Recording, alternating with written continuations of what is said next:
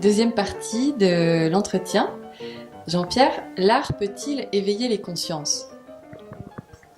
Oui, ça me semble une question évidente. Oui, si tant est que les gens aient une conscience, on arrive dans une époque où les gens sont de plus en plus écervelés. On a l'impression que justement, l'art, le rôle de l'art d'éveiller la conscience disparaît petit à petit. Parce que pour éveiller la conscience, il faut être en éveil. Et beaucoup de gens ne sont plus en éveil parce qu'ils sont pris par leur travail, par leur famille, par leur préoccupations quotidiennes, et il n'y a plus d'éveil quelque part. Et ça, c'est grave. Mais je pense que s'il y a quelque chose qui peut éveiller les consciences, c'est bien l'art. Oui, ou la méditation, ou les rencontres aussi. Alors, dans ton travail, tu abordes la dimension féminine sous un certain angle.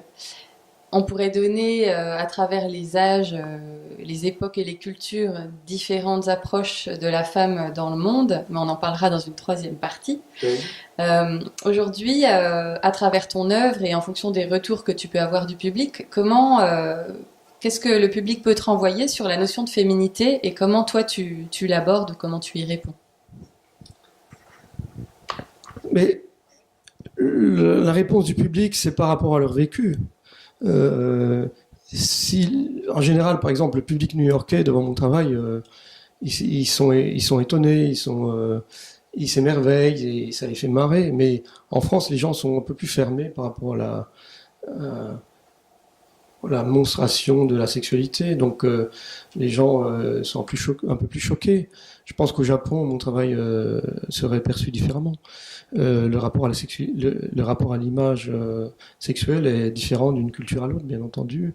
Donc, mais mon travail est quand même quelque part de pousser. C'est un travail un peu subversif, bien sûr. Si je travaille sur l'image sexuelle, ça pose question.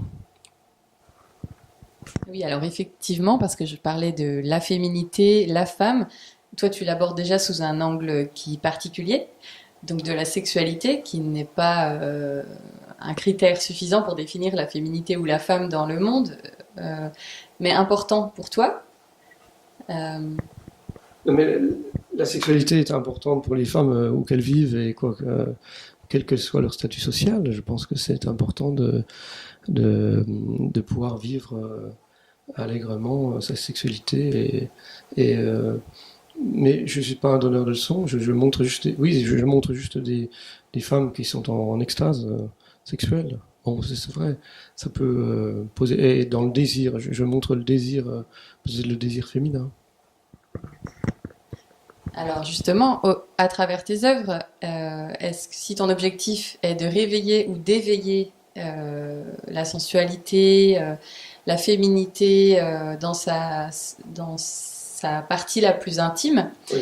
Et les réactions que ça suscite en fonction de nos sociétés et des cultures qui sont très différentes, l'approche culturelle est très différente, je pense, d'une personne à l'autre, sans parler même de frontières ou de pays. En tout cas, moi, c'est ce que ça m'évoque quand on est confronté à ces œuvres. Enfin, ça suscite un questionnement qui, d'abord, plus largement, on en parlera aussi dans la troisième partie, de l'image érotique de la femme jusqu'à la pornographie. Où ce sont les limites, où sont les frontières, comment peut-on aborder ce sujet avec respect malgré tout et sans heurter, c'est intéressant.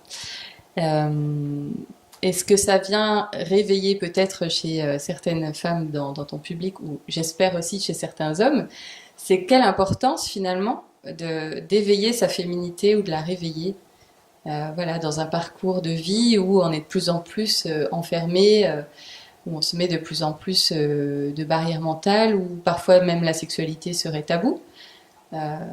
Voilà, quelle importance pour toi, si c'est ton objectif, de susciter cette réaction? Oui, non, j'ai pas vraiment d'objectif particulier. Travailler avec les énergies vitales. C'est vraiment ça, c'est le plus important pour moi. Je veux vraiment pas je me focalise pas sur une chose que je devrais faire ou dire. Je suis fasciné par l'image érotique, et de même que je suis fasciné par la culture précolombienne, parce que ces œuvres ont en elles-mêmes l'énergie vitale primaire, si on peut appeler primaire, c'est un drôle de mot. Je pense que c'est pas tellement de réveiller, c'est d'accepter cette énergie en nous, parce qu'on l'a tous. Hein. Et bien sûr, il y a des cultures qui la laissent plus ou moins apparaître. C'est pas pour rien que Gauguin était parti à Tahiti pour retrouver une sensualité, une joie de vivre. Et en ce moment, je lis Giono parce qu'il parle beaucoup de la joie de vivre. Et c'est très important de vivre la sexualité dans la joie et pas dans l'innocence, mais oui, il faut retrouver le paradis perdu, bien sûr. Alors, si je peux me permettre de répondre par rapport à Gauguin, il y a en ce moment un film justement sur ses voyages, où tu disais dans les îles. C'est pas tout rose non plus. Il y a aussi une partie de cette joie de vivre, qui est passée à travers des jeunes filles, ce qui est un peu moins moral à travers toutes les époques, je pense. Mais effectivement, c'était ma question suivante, c'est donc l'importance de considérer la féminité dans son essence et dans la vitalité primitive de cette énergie dont tu parlais. Donc aller au-delà du matériel, du corporel au sens charnel, pour développer une sensibilité qui sera l'objet aussi de la troisième partie de l'entretien, plus du domaine spirituel. Oui, je comprends, mais il ne faut pas oublier le corps. Le corps, c'est la spiritualité. Je pense qu'il ne faut pas nier le corps, il ne faut pas dire que la sexualité c'est mal et la spiritualité c'est ailleurs, pas du tout, c'est un ensemble de choses. Il ne faut pas dissocier les choses comme on le fait, il ne faut pas analyser les choses comme ça. Il faut vraiment concevoir la vie comme une espèce de pensée, j'aime pas du tout le terme de pensée magique, mais une pensée cosmique, c'est-à-dire d'appartenir au monde en termes d'univers. Appartenir à l'univers. Oui. Et quand on voit la magie du corps, cette infinie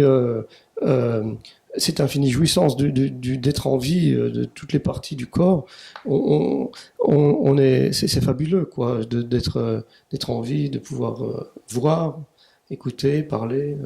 Faire l'amour, c'est génial. Hein. Donc, faut pas se priver de toutes les joies de la vie. Et surtout, c'est pas qu'il faille regarder les choses avec le cœur seulement. C'est avec son corps qu'il faut vraiment appréhender la vie. Okay. Je pense que pour clôturer cette partie 2,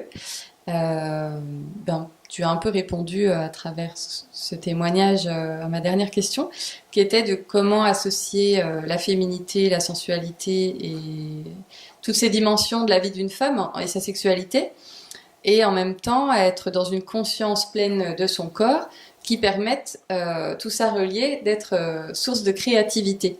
Donc je pense que chez des femmes artistes, c'est aussi une démarche qui peut être vraiment leur ouvrir des portes, d'être dans la créativité pure, d'être lié à son essence, quoi. Je ne sais pas si tu as quelque chose à ajouter par rapport à ça. Oui, bien volontiers, mais il faut penser que l'art occidental a été fait principalement par des hommes. Si vous allez dans les musées, toutes les œuvres ont été faites par des hommes. Et la principale iconographie que l'on voit dans les musées, c'est des Christ en croix. Et pour moi, c'est terrible de voir des Christ en croix, parce que on connaît la jouissance qu'au travers de la mort.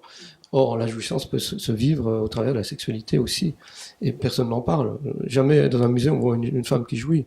Et ça, c'est un manque de nos sociétés occidentales. Les Japonais montrent beaucoup de femmes en jouissance. Peut-être c'est plus intéressant. On peut pas juger des choses, mais il y a un gros problème, bien sûr, qu'il y a très peu de femmes, qu'il y a eu très peu de femmes artistes au travers de l'histoire européenne. On ne sait pas, dans les grottes de Lascaux, il paraît qu'il y avait autant de femmes que d'hommes qui peignaient.